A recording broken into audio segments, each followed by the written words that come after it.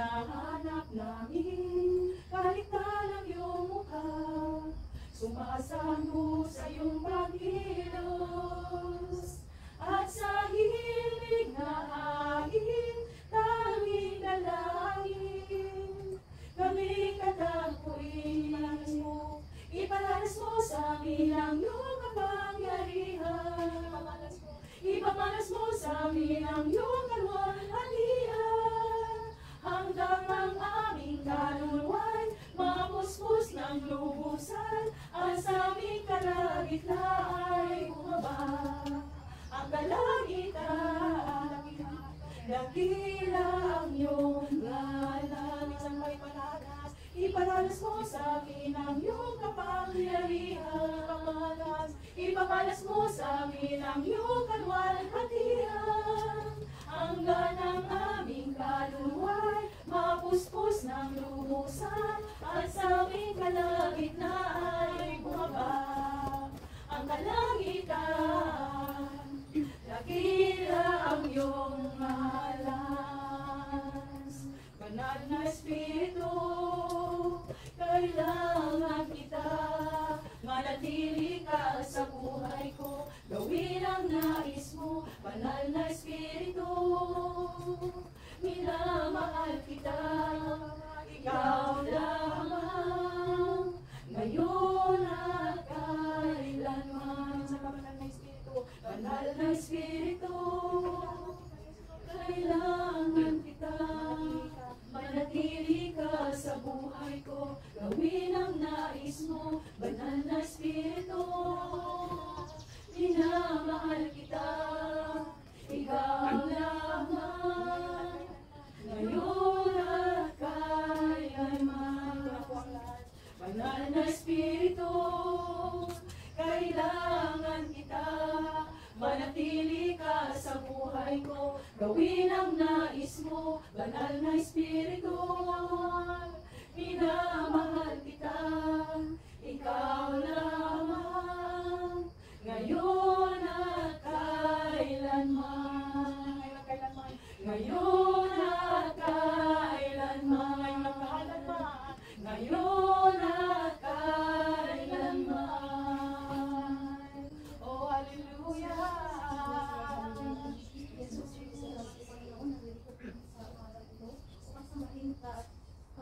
Pakinggan natin yung mga banal ng mga salita o God, lalo na sa magpahaya sa inyong mga salita o God, na sa sister na o God, na bigyan niyo siya ng wisdom and knowledge o God, anoint her o God, na mga salita mo lang ang malabas sa kanyang bibig o God.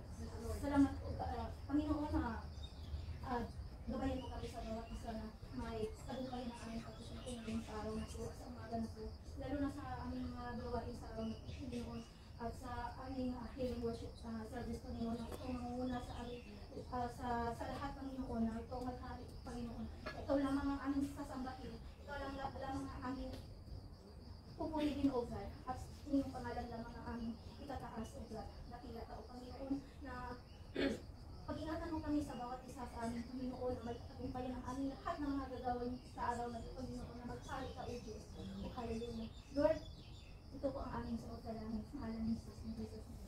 Amen. Amen. Good morning po sa bawat isa. Hindi good morning sa inyo. Good morning. Good morning. Good morning. Good morning. Sige na, ang nagmamahal sa Panginoon ay lumabas ang Bible. Lumabas ang Bible. Mag-devotion tayo ngayong umaga, hindi. Kasi unta ka kung dahil. Panuin mo nga itong isang ito. Amen. Ay, walang maupo dito sa gitna.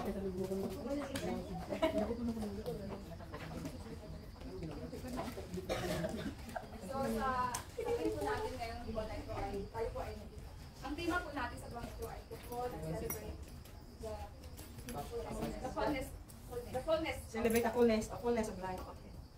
So, when we talk about fullness of life, it means that we are completeness.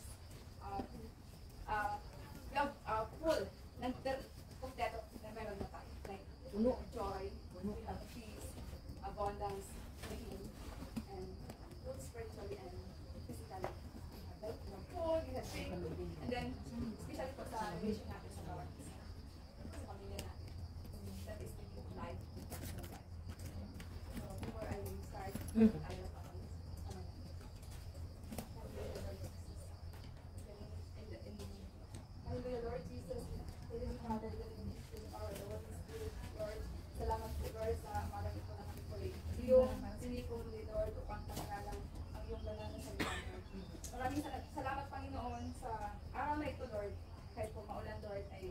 wala pong imposible para sa malikas sa Lord, maraming salamat din po, Panginoon, sa mga blessing na pinagkaloob niyo po sa amin sa araw-araw, Lord.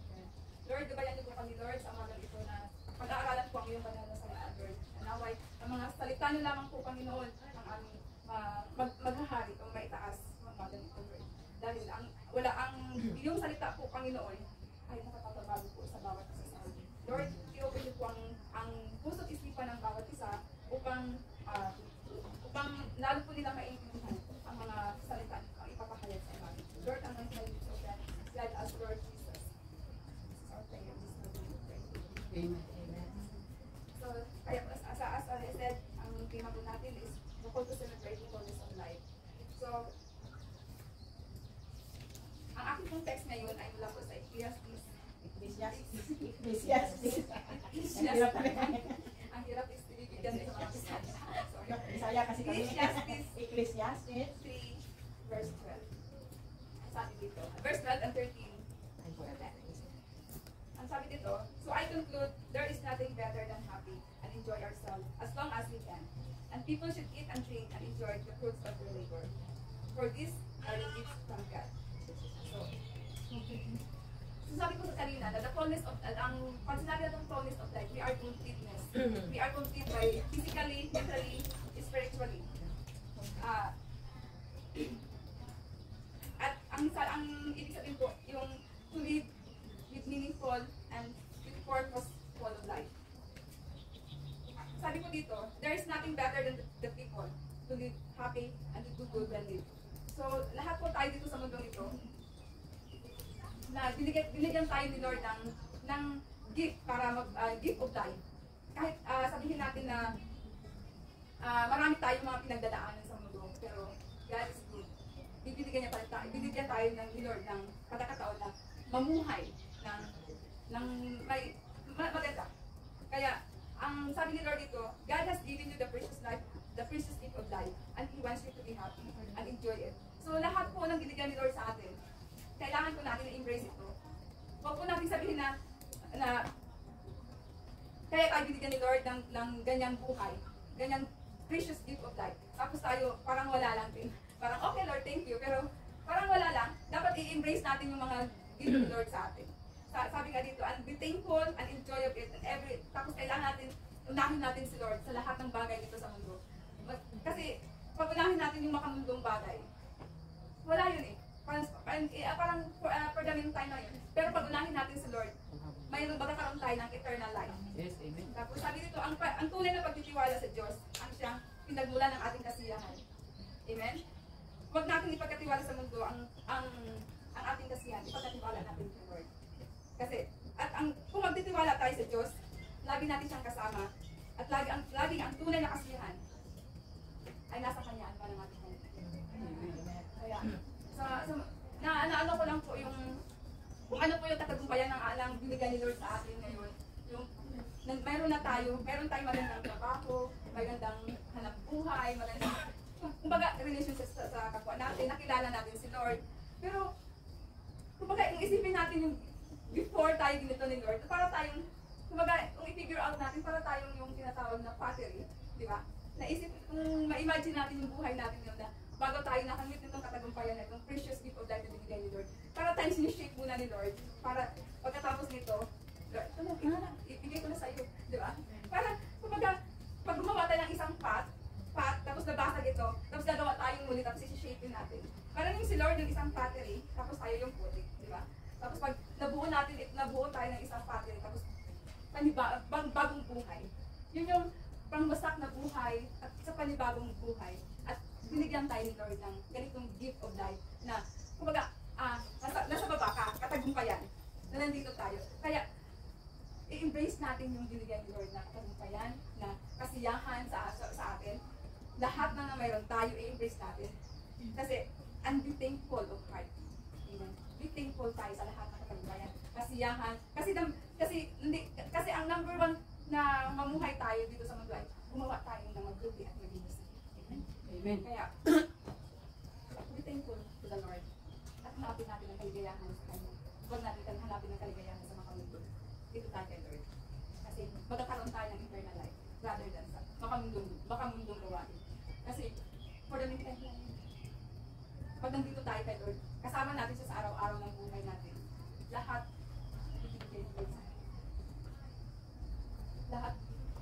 kailangan natin sa Kanya. Ibibigyan niya. Kailangan lang natin yung faith and trusted and surrender. Glory to God.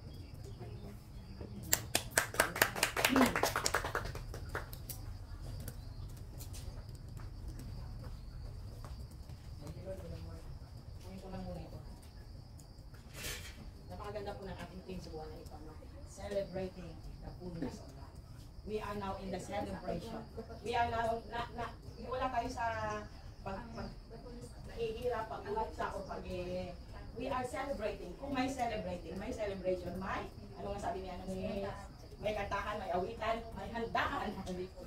Kaya, ang nag-share si Sister Jonah ng word na ito, sabi niya doon, una, let's embrace. Kasi nga, ang buhay na dito sa mundo ay napaka-iksi. Life in earth is too short compared to life in eternity. Nung bata-bata pa tayo, happy, disco. Pag nagka-trouble ay, disco. Oo, ganyan tayo. Tapos lagi natin sinasabi, oh Lord, my God, my Savior. Ano tayo, Kristiyano tayo, sa puso, pero wala sa puso. Paglabas ng church, iba na rin ginagawa natin. Being a Christian is not only in the church. After church, at sa araw-araw na dito.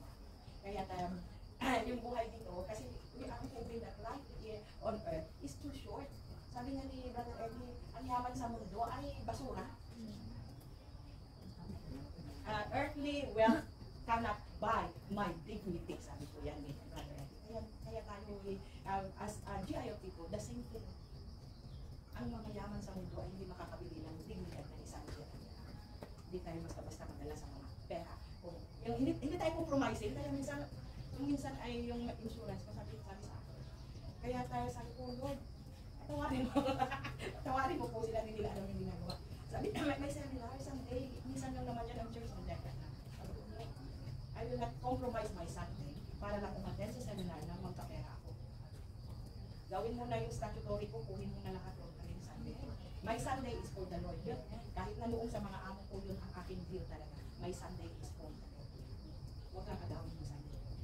Kung sa bagay sa atin, 2 oras lang, 3 oras lang tayo sa church. Yung iba na ay from morning to afternoon, hindi ko ba? Kung sa mga Jews, ang Sabbath day, the rest day, they honored it. Maski nga sabi nga ng kaibigan ko sa SRM, maski magbukas ng pinto yan, ayaw nilang magbukas ng pinto. Ayaw nilang magluto. Kasi rest day nila eh. Kahit na yung tubig daw dyan, papaabot pa sila. Ganon na ka-extreme, ganon na sila ka-extreme. Pero sa atin, God, Jesus came to save us. Hindi na yung mga ganyan gano'n. We are free. That's why sometimes sa akin, sa paglilingkod sa Panginoon, ay may freedom.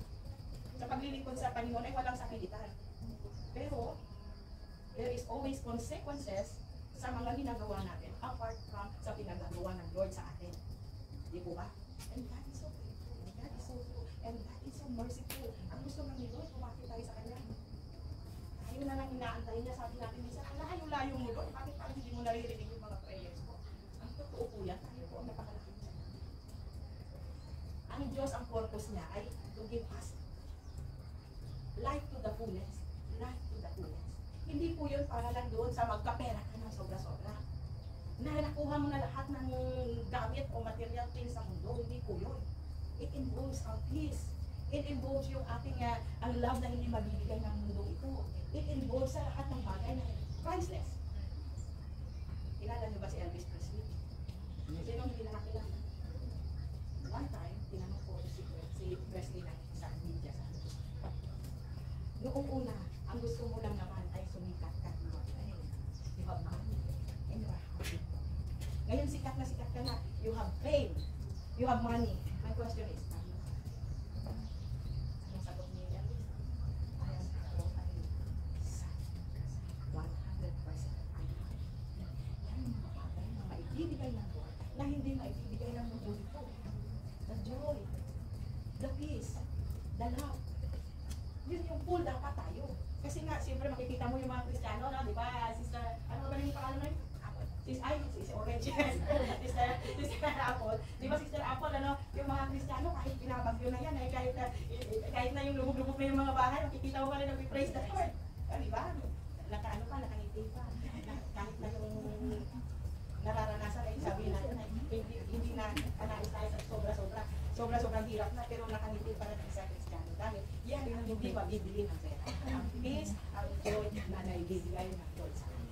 So, at this morning, may each and every one will experience the fullness of life na ibibigay ng Lord. Di ba? Si Lord lang naman ang makapagbigay ng peace that surpasses all understanding. Amen. The love, the unconditional love. Sino ba makapagbigay? Doon, akala ko yung asawa ko, love na love talaga agad. 100%. Baka mga tumatagal pala, nababawasan ng 10%. Hindi pa naman wala, meron pa naman din. Pero naman talaga, ang pag-ibig ng if the love of God is in us, madali na rin tayo. Umibig sa tao. Ito yung mga bagay na nag-uupaw sa akin dapat. Ito yung mga bagay na dapat na inaasam-asam natin. If we want life to the fullest, let's have love with God. Sabi nga sa Psalm 74, even though I walk through the valley of darkness or the valley of death, I will fear no evil, for thou art with me. Thy rod and thy staff. Ito po yung kasiguraduhan na ang buhay natin ay secured pag nasa Panginoon. Sige po, tumayo tayo sa Panginoon. Kaya tayo, this is my